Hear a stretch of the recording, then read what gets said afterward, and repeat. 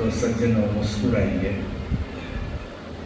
यहाँ पर उपस्थित आप सभी को मेरा प्रणाम। जय सिया राम।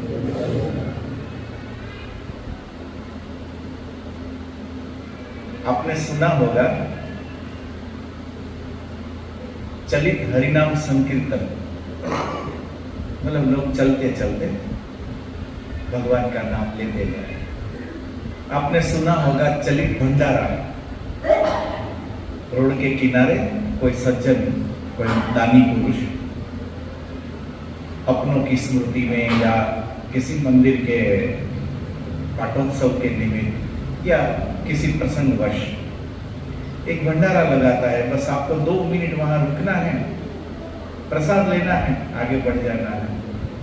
योगेश के कहने पर हमने ये चलित प्रवचन रखा है।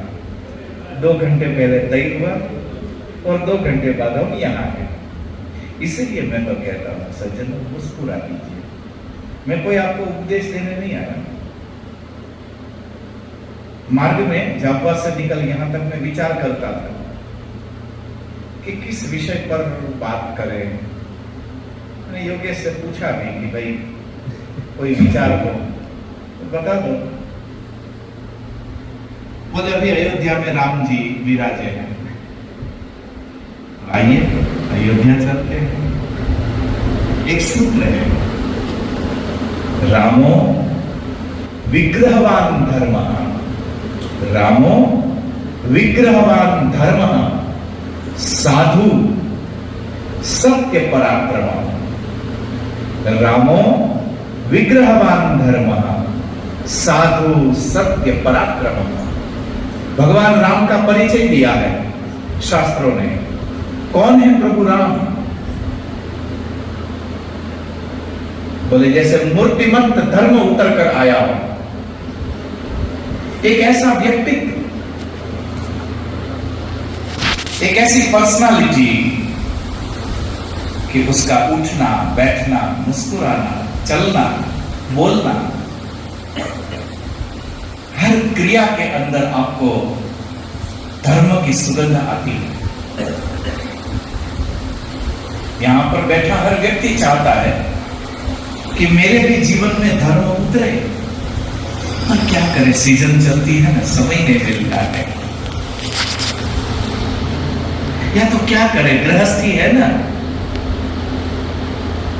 मुस्कुरा दो प्यारो, बहाने बनाने से मोक्ष तक की यात्रा असंभव है। विग्रहवान धर्म, एक ऐसा व्यक्तित्व आपको ऐसा लगे कि जैसे मैं धर्म के साथ बात करता हूं। भगवान राम का व्यक्तित्व कैसा है? तो बोले साधु,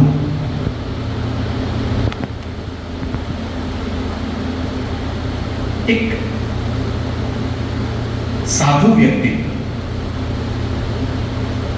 एक सत्संगी व्यक्तित्व। जो सत्संगी होता है वो साधु हो ही जाता है। अथवा आप ये कह सकते हैं कि जो साधु होते हैं उन्हें सत्संग प्यारा होता है।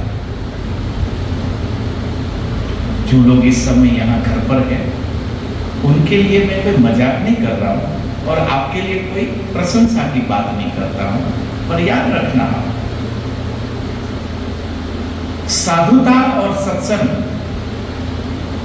ये दोनों एक दूसरे के पूरक हैं।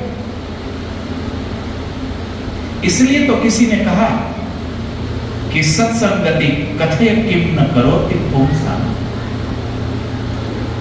एक अच्छे व्यक्ति के साथ, एक साधु पुरुष के साथ, एक समझदार आदमी के साथ बैठने का क्या लाभ है? तो बोले जो व्यक्ति को दुख से सुख की यात्रा करवा दे, जो व्यक्ति को नरक से स्वर्ग तक की यात्रा करवा दे, जो व्यक्ति को दुखों से उठाकर समृद्धि की ओर ले जाए,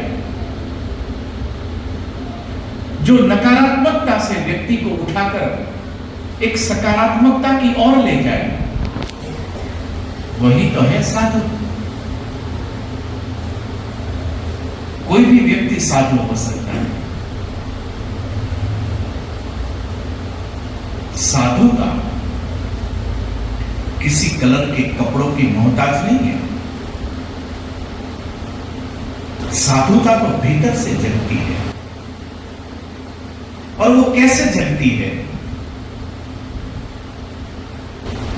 तो बोले सत्संगति। जहां पर सत्संग हो, जिन चरणों में बैठकर मन को शांति मिले, जिन चरणों में बैठकर हमारा मन सकारात्मक होता चला जाए, जिनके सानिध्य में बैठकर हम सद्विचारों से भर जाए, जिनका संग पाकर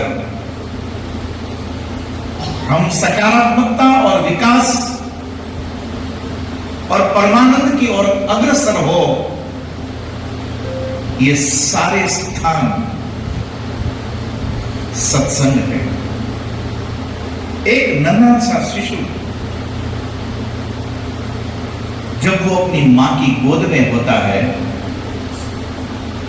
तो शिशु के लिए मां की गोद सत्संग है। जब तक उसकी मां है ना, आप उस बालक को डरा नहीं सकते। एक पिता की उंगली पकड़कर जब उसका बेटा महाविद्यालय की ओर चलता है, तो ये जो कदम आगे बढ़ते हैं, उस कदम को कहते हैं सत्संग। सत्संगति कथय किम न करोति पुंसा। साधुता किसी कपड़ों की मोहताज नहीं होती है।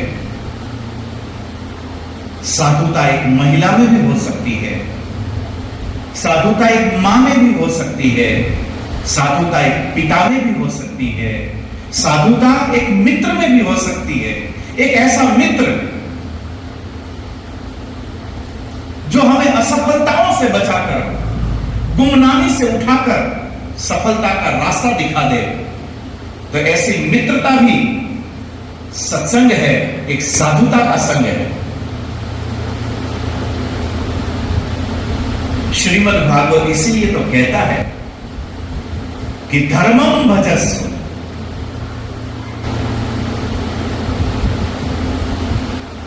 जो हमारी जिम्मेवारी बनती है, भजस्व, उसी के इर्द गिर्द बने रहे और मुस्कुराते भी रहे, उसके इर्द गिर्द भी रहे। टेंशन में रहने से क्या फायदा? सहजता साधुता का पहला परिचय होता है। जो सहज नहीं वो साधु नहीं। वस्तु, परिस्थिति, व्यवस्था, कोई व्यक्ति यदि उसका मोहताज बनता है, तो शायद अभी वो साधुता की यात्रा में है, साधुत्व जगह नहीं है। इसलिए भागवतकार कहता है धर्मम भजस्व।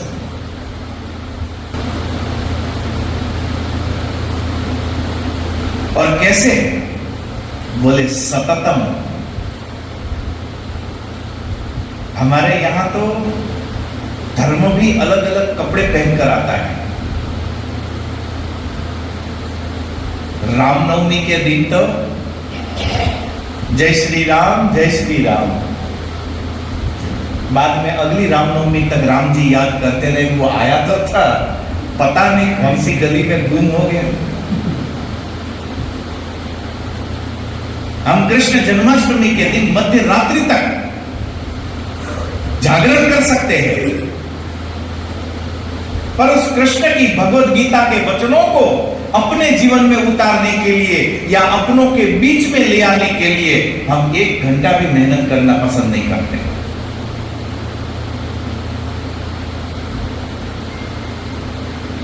तब एक बहाना बनाते हैं कि द्वारिका नाथ तो हमारा उपदेश कर सकते हैं, हम कहां अर्जुन हैं।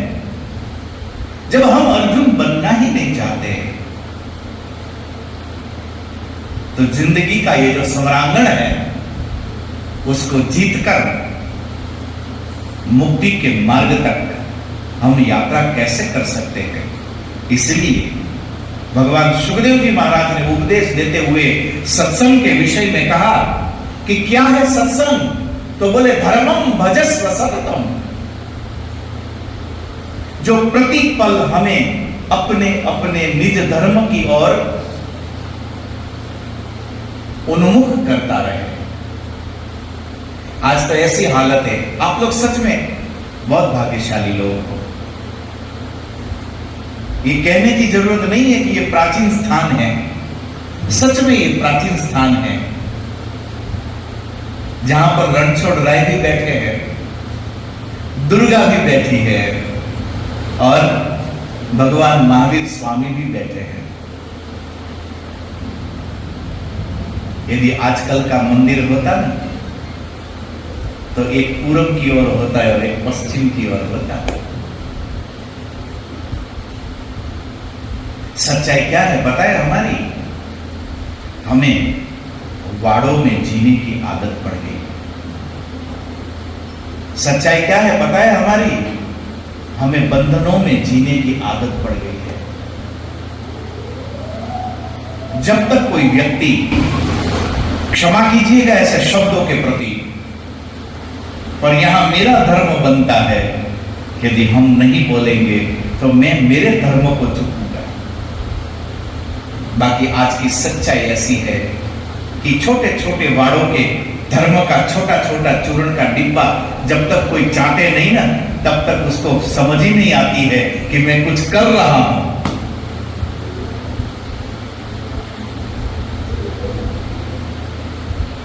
जब तक आप निज धर्म का परिचय पालोगे ना, स्वतः आपको दूसरों के प्रति सम्मान जगना शुरू हो जाएगा। जब तक दूसरों के प्रति आपकी अवहेलना जिंदा है, समझना कि आपने अपने धर्म को ठीक से पहचाना नहीं। यदि आप मुस्कुरा सको तो मैं आपको उदाहरण के साथ समझा सकता हूं। एक व्यक्ति है जिसकी भुजाओं में ताकत है, एक बलशाली व्यक्ति जब मार्ग से होता हुआ जब निकलता है और उसके सामने यदि कोई व्यक्ति इतराता हुआ निकले तो किसी के इतराने से एक बलशाली व्यक्ति डरता नहीं है, क्योंकि उसको अपने बल पर भरोसा होता है। यदि ज्यादा होशियार बना ना तो घर छोड़ आऊंगा। तो वो जो इतराते आता है ना, उसके पूरे मजे लेता है। वो क्यों मजे लेता है? क्योंकि उसको अपने बल पर भरोसा है।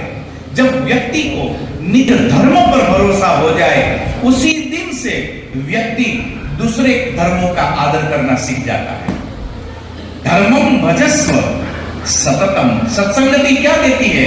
एक अच्छे व्यक्ति के साथ बैठना, उससे हमें क्या मिलता है? तो सबसे पहला एक फायदा होता है कि हमारा आत्मविश्वास बढ़ने लगता है। हम अपने वाड़ों को छोड़कर एक समग्रता में जीने की हिम्मत कर सकते हैं और उस समग्रता के बीच बैठकर भी हम अपनी उपासना पद्धति, अपने इष्ट, अपने मंत्र, अपनी पूजा पद्धति को बरकरार रख सकते हैं और उसके बावजूद भी संसार के बीच बैठकर हम सहज रह सकते हैं। इसी के लिए भगवान सुखदेव जी महाराज ऐसे एक अच्छे, एक साधुता के संग के लिए कहा कि धर्मम भजस्व सततम। साधुता हमें क्या सिखाएगी? एक सत्पुरुष के साथ जब हम बैठते हैं तो हमें क्या सिखाता है? त्यजलोक धर्म,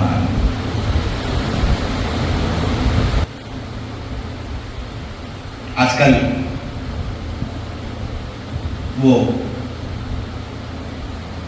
नड़िया ने શું કહેવાય कावेलू। आजकल कावेलू वाले तो मकान बचे नहीं, सीमेंटेड छत हो गई। जब सीमेंटेड छत हो गई तो ओवरहेड टैंक भी आ गई, है ना। पर अभी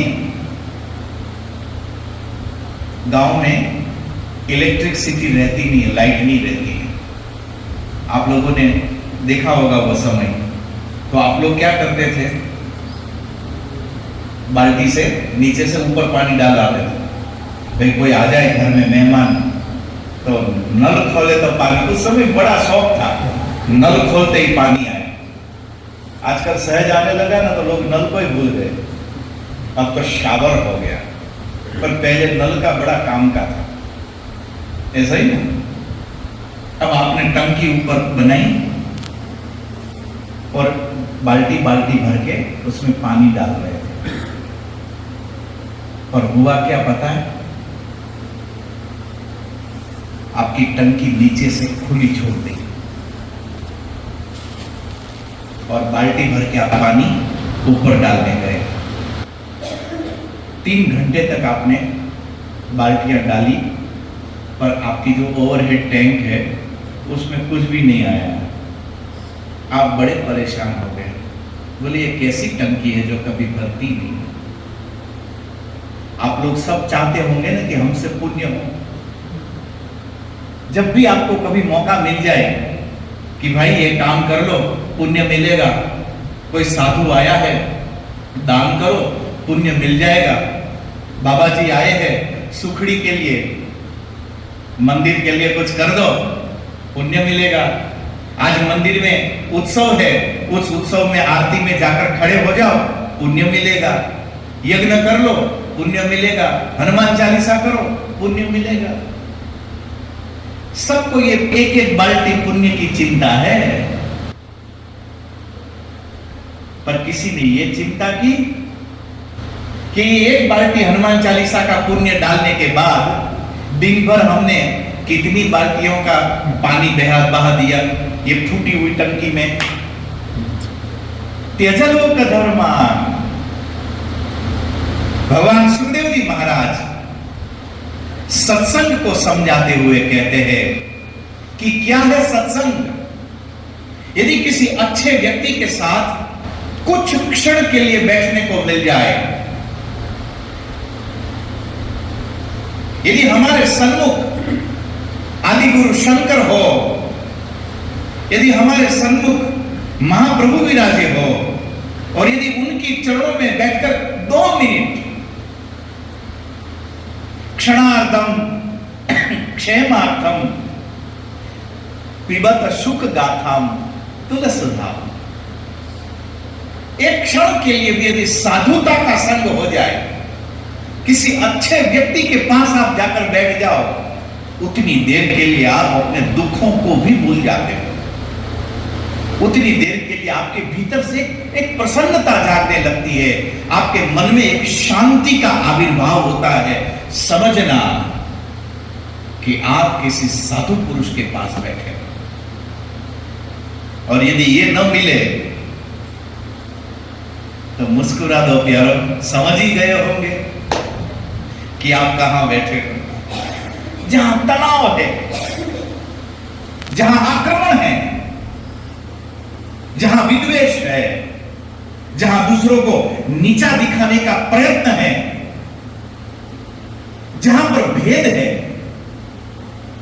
त्यजलोक धर्मान, ये सारी विधाएं छोड़ने की जरूरत है यदि आप साधु चरित बनना चाहते हैं, यदि आप राम भक्त बनना चाहते हैं। रामो विग्रहवान धर्मः साधु, यानी कि सत्संगी। त्यजलोक धर्मान, बोले चलो इतना तो कर लेंगे, कर लोगे ना।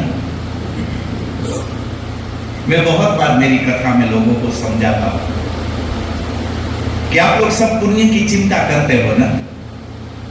मुस्कुरा दो प्यारो, पुण्य की चिंता छोड़ दो, वो तो हो ही जाएगा। हमारे संस्कारों में है ये, हिंदुत्व की भावनाओं में है ये हमारी आर्य परंपरा में है। पुण्य तो हम कर ही लेंगे। यदि कुछ करने का मन हो रहा हो तो मंदिर में बैठे हो, मुस्कुरा दो, संकल्प ले लो कि आइंदा कभी भी मैं जानबूझकर किसी पाप में प्रवृत्त नहीं होऊंगा। एक निष्पाप मन साधुता की शक्तियों को धारण करता है।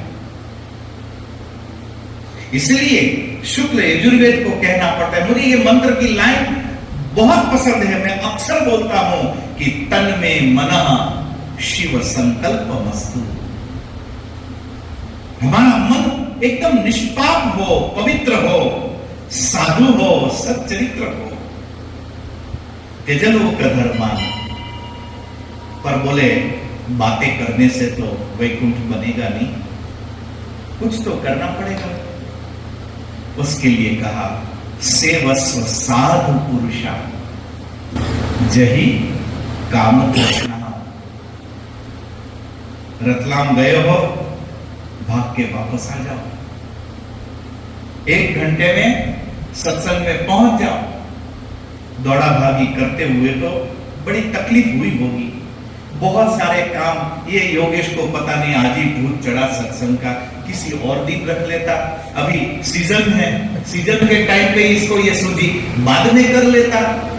ये सारे सवाल मन में उठते हैं, उठने चाहिए, पर उसके बावजूद भी उन सारे सवालों को बाद में देख लेंगे। सत्संग थोड़ी छोड़ सकते हैं साहब। और बहुत सारे कामों में भागा दौड़ी करते ही तो है। 2 मिनट जाके बैठ तो जाए। बाकी तो बनाने के लिए बहुत सारे बहाने हैं और लोग मान भी जाएंगे। लोगों का क्या है, मानना ही। कुछ लोग तो घर से ही मान के आते हैं, खास करके जिनका विवाह हो चुका हो। अभी नीलेश नहीं मुस्कुराएगा। सेवस्व साधु पुरुषा, जहां सत्संग मिल जाए, जहां कोई सच्चरित्र व्यक्ति रहता हो, भले उनका प्रवचन भी ना हो, मौने मौनी गुणी गुणवान पंडित है पंडितासो। साधुता की एक अपना मिजाज होता है, साधुता की एक अपनी फिजा होती है। हो सकता है कि वो आपको माला पकड़ा दे, हो सकता है कि वो आपको पत्तल की सेवा लगा दे, हो सकता है कि वो आपको ठाकुर जी की सेवा में लगवा दे, हो सकता है कि वो भी मुस्कुराता हुआ बैठा रहे, आप भी मुस्कुराते हुए बैठे रहो। जिनका मौन होना भी, जिसकी मौन उपस्थिति भी आपके मन को सुकून देने लगे, तो मुस्कुराइए। समझना कि आप किसी साधु पुरुष के पास बैठे हो। सेवस्व साधु पुरुषा। जब आदि गुरु शंकर हिमालय की यात्रा करते थे तो कहते हैं कि लाखों सन्यासी उसी पथ पर अग्रसर हो रहे थे। जब भगवान बुद्ध समाधि में बैठते थे तो चर अचर समाधिस्थ होने लगता था। जब महाप्रभु वल्लभाचार्य जी श्रीमद् भागवत के मंत्रों का गान करते थे तो कहते हैं कि अणु अणु इन मंत्रों का गान करते हुए स्वयं को पवित्र करने लगते थे। उन्हीं स्थानों पर जब हम यात्रा करते हैं और उस बैठक जी पर जब हम माला, झारी जी की सेवा या कोई सेवा जब करते हैं, उस समय जो सुख मिलता है, उसी सुख को कहते हैं सेवस्व साधु पुरुषा। कितने सत्संग कि एक सफेद कपड़े में ढकी हुई एक छोटी सी गादी, उसके सामने पड़ी कुछ माला, कुछ पुष्प, श्रीमद् भागवत का एक ग्रंथ। यही तो होता है जब सन्मुख वो गादी आती है और यदि अपरस्वे हो, जहां पर हमारे गुरु विराजे थे,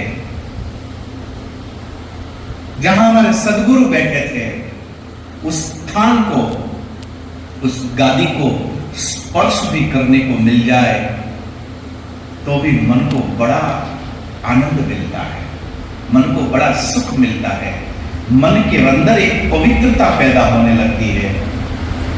आज 700-800 साल हो गए इस घटना को हुए, पता नहीं उस जगह पर कितनी गादियां बदल चुकी होगी। उसके बावजूद भी जहां मेरे सदगुरु बैठे थे, जिनका ब्रह्म संबंध मेरे गले में है, जिनकी माला मैं गले में धारण करता हूं, वो मेरे गुरु का स्थान है। तो केवल गुरु का गुरु नहीं है वहां, गुरु वहां बैठे थे बस, तो भी इतना सुख देते हैं।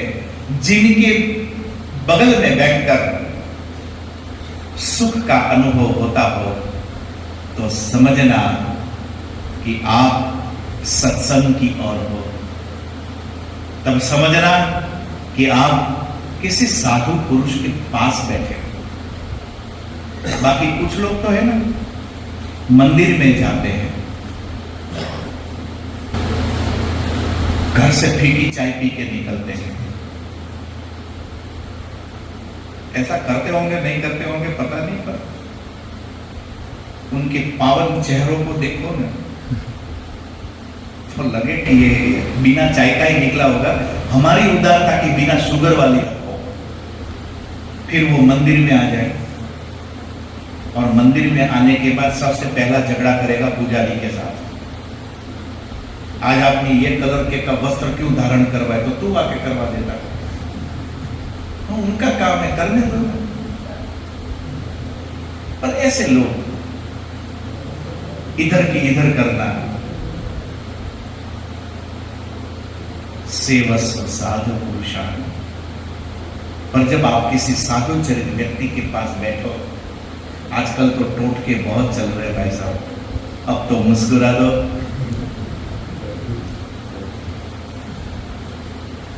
जही काम तृष्णा। भगवान सुखदेव जी महाराज तो कहते हैं कि अपनी समस्त कामनाओं को घर छोड़कर निकला करो। ज्योतिष शास्त्र कहता है कि जो आपके भाग्य में लिखा है उसे तो भगवान भी नहीं बदल सकता है, और जो आपके भाग्य में नहीं लिखा है वो इस संसार का कोई भी व्यक्ति नहीं दे सकता है। ज्योतिष शास्त्र कहता है। शास्त्र का तो वचन ये है। फिर लालच लेके घर से क्यों निकलना? भरोसो दृढ़ ही न चरण न केवल। कभी किसी साधु के प्रति, परमात्मा के प्रति एक मन में भरोसा लेकर निकल के तो देखिए। उन चरणों में बैठकर वो आपकी सारी मनोकामनाएं पूरी होगी जो शायद आज आपने सोची भी न हो। और कब पूरी हो जाएगी वो भी वो बताने नहीं आएगा। अचानक से आपकी मनोकामनाएं पूरी हो जाएगी। लालच लेकर निकलोगे घर से तो कोई भी उड़न खटोला आएगा, उठा के ले जाएगा। आपकी तो लालच कभी पूरी नहीं हो पाएगी, वो अपनी पूरी करके कहीं आपको छोड़ देगा। सेवस्व साधु पुरुषान जही काम तृष्णाम। एक साधु चरित व्यक्ति का सत्संग होने का मतलब ही है कि हम अपने मन की जो दरिद्रता है उसको छोड़ने में समर्थ हो जाए। क्योंकि किसी समर्थ साधु क्या है, रामो विग्रहवान धर्म, साधु सत्य पराक्रम। कौन है राम? तो जिनके पास बैठकर आपके भीतर अनंत की शक्ति प्रवाहित होने लगे तो समझना कि आपके भीतर रामत्व पैदा हो रहा है। इसी रामत्व को धारण करने वाला यदि कोई संत, कोई साधु, कोई सच्चरित्र व्यक्ति, उनके बगल में जब हम जाकर बैठे तो स्वाभाविक है कि मन की दरिद्रताएं समाप्त होने लगनी चाहिए। उस कुएं में जाके स्नान करने से भूत पलित चले जाएंगे लोगों लोग। मतलब वो भूत पलित सब राह देख के बैठे होंगे, वो कुएं में जाएगा तो मैं छू जाऊंगा। एक मजेदार आपके लिए सवाल छोड़ देता हूं, आप अपने अपने विवेक से मुस्कुराते हुए सोचिएगा, आज तक आपने कभी सुना कि बॉम्बे की बड़ी बड़ी होटलों में कोई भूत आया? ये देखना, छोटे गांव में आता है और अक्सर वो भूत आता है तो रास्ते में क्या मांगता है? बीड़ी मांगता है। हर गांव में ये कथा चलती है साहब। आप किसी भी गांव चले जाओ, हर गांव का व्यक्ति आपको ये बोलते हुए मिलेगा, करो वहां उस भूत मिलता है। अरे एक दिन वो चंपक चाचा गया था और उससे तो बीड़ी मांग ली। ये पता नहीं ये भूतों को बीड़ी से क्या लगाव है, मतलब और कुछ नहीं मांगेगा वो। टेलीविजन मांग लेता, रिचार्ज किया हुआ मोबाइल मांग लेता, टाइम पास हो जाता, बीड़ी मांगते बता। और ये आपको होटल ताज में बीड़ी नहीं मांगेगा, यही मांगता। जही काम तृष्णा, व्यक्ति की जब मन की दरिद्रताएं समाप्त हो जाती है तो व्यक्ति स्वतः निर्भीक होने लगता है। अभयम सत्व संसुद्धि, शास्त्र वचन है ये। महर्षि पतंजलि कहते हैं कि जब आप योग के मार्ग पर, जब आप सत्संग के मार्ग पर, जब आप साधुता के मार्ग पर अग्रसर होते हैं तो सबसे पहले, जब आप धर्म के मार्ग पर अग्रसर होते हैं तो सबसे पहले आपके जीवन में क्या घटित होता है? बोले अभयम। धर्म के मार्ग पर चलने वाला व्यक्ति निर्भय हो जाता है। धर्म के मार्ग पर चलने वाला व्यक्ति लंका के समरांगण में भी रावण को परास्त करके शांति सीता को लेकर वापस आ सकता है। इस शांति को ढूंढने वाले, ये शक्ति को ढूंढने वाले किसी से डरते नहीं है। देवता डरने लग जाते हैं। राम जी को अगर आपने कथा में सुना ही होगा, न सुना हो तो यहां कथा बिठवाना, मैं सुना दूंगा। पर आपने सुना होगा कि जब राम और रावण का युद्ध होता है, उस युद्ध में देवता डर जाते हैं। पता नहीं ये लोग क्यों डरते, पर डरते रहते हैं। इनके पास एक ही काम है, जब मौका मिले तो डर जाना, फिर भगवान विष्णु को वही काम करना। तो प्रोटोकॉल सेट है। और ऐसा क्यों करते हैं? मैं जब स्वर्ग जाऊंगा तो पूछ के आऊंगा और आपको बता दूंगा। यही हो सकता है, बाकी इस प्रोटोकॉल के बारे में किसी को कोई ध्यान है नहीं। पर कहते हैं कि देवता डर गए और देवताओं ने भगवान राम के लिए पूछा कि प्रभु हम आपके लिए एक रथ भेजें क्या? तब परमात्मा मुस्कुराए, बोले ऐसे रावण को मारने के लिए मुझे रथ की जरूरत नहीं। सत्यशील दृढ़ ध्वजा पताका, मेरी जो रथ है आत्मरथ, उसके ऊपर तो सत्य और चरित्र की ध्वजा पताका फहराती है। मैं ऐसे रावणों के लिए रथ की आवश्यकता नहीं समझता। ये तो आनंद आ रहा है इसलिए चलते चलते लंका तक आ गए, नहीं तो ये काम तो हम अयोध्या में ही बैठे बैठे निपटा देते। जब प्रभु मुस्कुराए तब कहते हैं कि देवताओं के मन को थोड़ी शांति हुई। धर्मम भजस्व सततम त्यजलोक धर्मान सेवस्व साधु पुरुषान जहि काम तृष्णाम। जब व्यक्ति अपनी कामनाओं को छोड़कर निर्भीक होकर जीवन की यात्रा में अग्रसर होता है, तो समझना कि अब धीरे धीरे वो धार्मिक हो रहा है। पर आजकल है ना, लोगों को व्यापार करने की आदत पड़ गई है। मैं 2 माला करूंगा तो क्या मिलेगा? हलवा मिलेगा आश्रम का, और क्या मिलेगा? लालच। मुस्कुरा दो प्यारो। अब बहुत काम की बात बताते हैं। भगवान सुखदेव जी महाराज कहते हैं कि जिंदगी कैसी होनी चाहिए। सुखी होने के लिए व्यक्ति को क्या करना चाहिए? तो भगवान सुखदेव जी महाराज कहते हैं, अन्यस्य दोष गुण चिंतनम आशु मुक्ता। जिंदगी में उतारने जैसी बात है।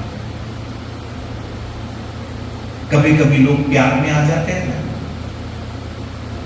तो अगला आदमी कुछ भी करे, बहुत अच्छा आदमी, बहुत अच्छा। एक दिन मैं गया, चाय पी रहा था, अपने कप में से आधी निकाल के दे दी। अरे वो लोभी है, पर तब उसका लोभ नहीं दिखाई देगा, तब उसमें भी उसको दान नजर आएगा। ऐसे लोगों के साथ ज्यादा बनती तो है नहीं। 4 रोज बाद फिर लड़ लेते हैं। लड़ने के बाद फिर वही व्यक्ति कभी तो ना लोभी, लोटा भर के चाय पड़ी थी, पट्टे ने कहा नहीं मुझे कि ले इसमें से चाय ले ले, अपने कप में से 2 बूंद निकाल के पिलाई। बताओ, मैं तो गया उसके घर, खामा का मुंह खराब करके आया। अन्यस्य दोष गुणम। जब तक दूसरों के दोष और गुण नजर आए, तब तक आपके व्यक्तित्व में वो निखार नहीं आएगा। ये तो कथा हर युवान को सुननी चाहिए। पीयूष, एक युवान कैसा होना चाहिए? जो न किसी की निंदा करता हो, जो न किसी के सामने हाथ जोड़ता हो। समत्वम योग उच्यते। भगवान द्वारिकाधीश कहते हैं कि जहां समानता हो, न ऊंच न नीच, एकदम समानता के साथ जो बैठकर मुस्कुरा सकता हो, तो भगवान द्वारिकाधीश कहते हैं कि इसी को योग कहते हैं। प्राणायाम करना चाहिए। आजकल हम लोग बोलते हैं, उसमें से टुकड़े काट काट के लोग फिर हमारे पीछे पड़ जाते हैं, इसलिए पूरा बोलना पड़ता है। प्राणायाम करिए, आसन करिए, बाबा रामदेव के वहां पतंजलि में जाइए, पर जब तक आपके अंदर एक समत्व का भाव न आया, तब तक याद रखना कि आप एक अच्छे योगी नहीं बने। योग एक ऐसी एक पर्सनालिटी कि जो किसी की निंदा न करता हो। मुस्कुरा दो प्यारो। व्यक्ति के मन में निंदा तभी आती है जब वो दूसरों से ईर्ष्या करता है। ऐसा ही होता है ना? दादा, हवा ठंडी आ रही है, बात सही है मेरी, तो मुस्कुरा दीजिए। जब दूसरों की, बड़ा अच्छा लगता है बाहर एकदम। हमारी अक्ल खराब थी जो अंदर आके बैठ गए, हम भी बाहर बैठते। तो सेवस्व साधु पुरुषार्थ जहि काम तृष्णा अन्यस्य दोष गुण चिंतनम। न किसी की निंदा, न किसी की स्तुति। जो न किसी से आकर्षित होता हो, जो न किसी से द्वेष करता हो, ऐसा युवान साधुता को धारण करता है। जो रोज 4 बहाने बनाता हो और 25 बहाने बनाकर पिता से, अपने बाप से पेट्रोल के पैसे निकलवाता हो, उसके लिए आप जो समझो वो बाद में समझ लेना, उसको युवान नहीं कहते। युवान वो होता है कि यदि वो पानी का लोटा भी पकड़ ले तो उसमें भी पेट्रोल बना दे। जो न किसी की निंदा करता हो, जो न किसी के सामने झुकता हो। अन्यस्य दोष गुण चिंतन मासु भुक्त्वा सेवा कथा रसम हो नितराम पिबत्वम। यदि आपको किसी की सेवा करने का अवसर मिल जाए, जो मुस्कुराते हुए किसी की मदद देने के लिए अग्रसर होता हो, जिनका आपने परिचय भी करवाया कि यहाँ पर अच्छा सेवा देते हैं, समोसे से लेकर मंदिर में आधे पंडित तक, आप सभी को मेरा प्रणाम। इसी प्रकार आप अपनी साधुता को बनाए रखना। मैं भगवान रणछोड़ राय से, भले वो रण छोड़कर भाग गए हो, पर यदि वो भागे न होते ना तो सोने की द्वारिका भी न बनती। आपके रणछोड़ राय ने ही तो हमें द्वारिकाधीश दिया। यदि रणछोड़ राय न होते तो द्वारिकाधीश कभी न मिलते, और द्वारिकाधीश न होते तो भगवत गीता का ये ज्ञान हमें न प्राप्त होता। तो भगवान रणछोड़ राय के चरणों में, जहां तक मुझे लगता है हमारा समय हो गया है ना, 1 घंटा हो गया, तो मुस्कुराइए, क्योंकि मेरी गुरु परंपरा है, हम घड़ी से आते हैं, घड़ी से जाते हैं। अब मैं 1 घंटे से कुछ, कभी कभी ना लोग बड़े भावुक हो जाते हैं, नहीं नहीं गुरुजी 8-10 मिनट चलाओ। अरे मैं 1 घंटे से बोल रहा हूं, तुम्हारी समझ में कुछ नहीं आया, अब 10 मिनट में बोलूंगा तो क्या सब ब्रह्मज्ञानी बन जाऊंगा? तो पुनः यदि परमात्मा ने चाहा तो इसी नगर के प्रांगण में, इसी सत्संग के बाद में पुनः मिलेंगे इन्हीं शब्दों के साथ। भगवान रणछोड़ राय जी को मेरा प्रणाम, यहां पर उपस्थित आप सभी को भी मेरा प्रणाम। मुस्कुराते रहना। आइए एक क्षण के लिए हरि नाम का आश्रय लेते हैं।